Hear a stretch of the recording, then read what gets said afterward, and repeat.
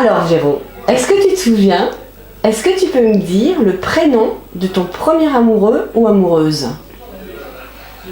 Oui, je peux te dire le prénom de mon premier amoureux. Ouais. Il s'appelait Didier. Nous habitions dans des HLM, des petites maisons HLM en province, à côté de Lyon. Et c'était des appartements, enfin c'était des maisons en fait. Ouais. Mes parents en avaient une. Nous sommes toujours 4 enfants d'ailleurs. Et donc en fait mes parents avaient réussi à avoir un appartement, une maison dans ce lotissement. Et c'était plutôt sympa. Une maison, le jardin. Et on avait tous à peu près le même âge, les parents, les enfants. Voilà, ouais. C'était des jeunes couples qui avaient des enfants assez jeunes, qui n'avaient pas encore les moyens d'acheter de maison. Et tu te souviens, toi, quel âge tu avais à ce moment-là? J'avais entre 7 et 12 ans. Ah ouais. Mais c'était entre... mes parents déménagent en 76 quand ils ont fait construire leur maison. Et donc ils ont emménagé vers 71 dans cette maison. Ok. 71, 72. Et t'as eu cet émoi alors? Ouais. Je me souviens qu'il y avait un grand champ à côté, qu'il y avait ce jeune homme. J'étais contente parce que je lui plaisais, parce que je pensais que je pouvais pas plaire à quelqu'un. Ah là là.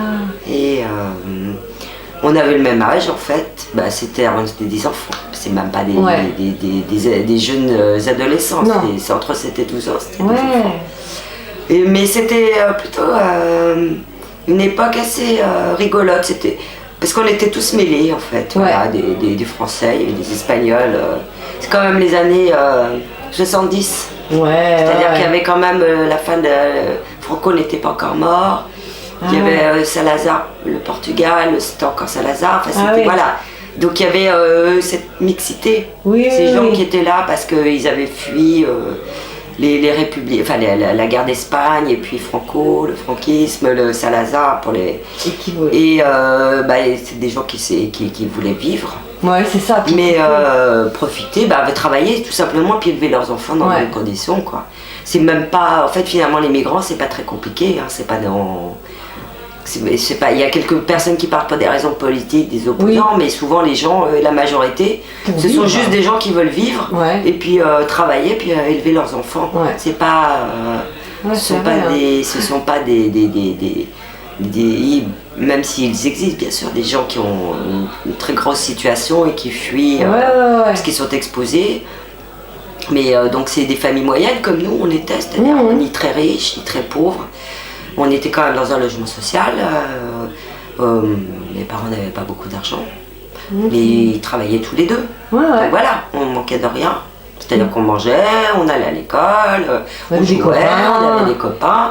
Et puis c'est surtout quelque chose d'un peu collectif parce qu'en fait on sortait, on était tous, on pouvait tous se regrouper. Ouais, exactement. Il y avait un grand champ à côté de ces maisons parce que c'était pas encore... Tout n'était pas construit. Voilà, c'est ça. Et on pouvait jouer, on pouvait aller se promener. Se découvrir et tout ça. Voilà. Il y avait une certaine liberté. Et puis, comme c'était pas clôturé, on pouvait se promener. C'était à la fois la liberté. Je me souviens d'aller à l'école à pied ou en vélo. On n'avait pas peur de se faire enlever ou On connaissait un peu le... Oui, et puis voilà, on y allait ensemble. Donc ça faisait des petites bandes. Et donc lui c'était le voisin. Le voisin. Qui était aussi, je sais plus, le 3e ou 4e d'une famille de 5 enfants. Ah oui. Didier. Ok. Mais je sais même pas ce qu'il est devenu. Non. Et ça me paraît très très loin. C'est ça les premières. J'espère qu'il va bien, qu'il est heureux, qu'il a peut-être des enfants ou pas, je sais pas, mais bon.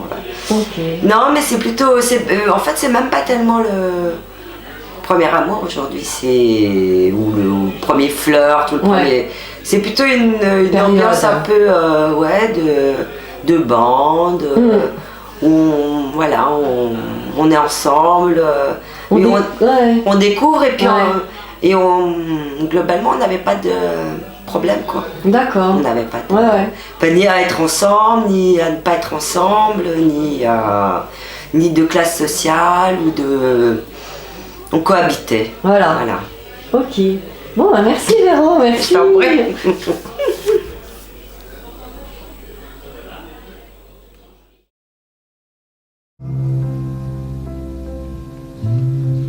Le premier pas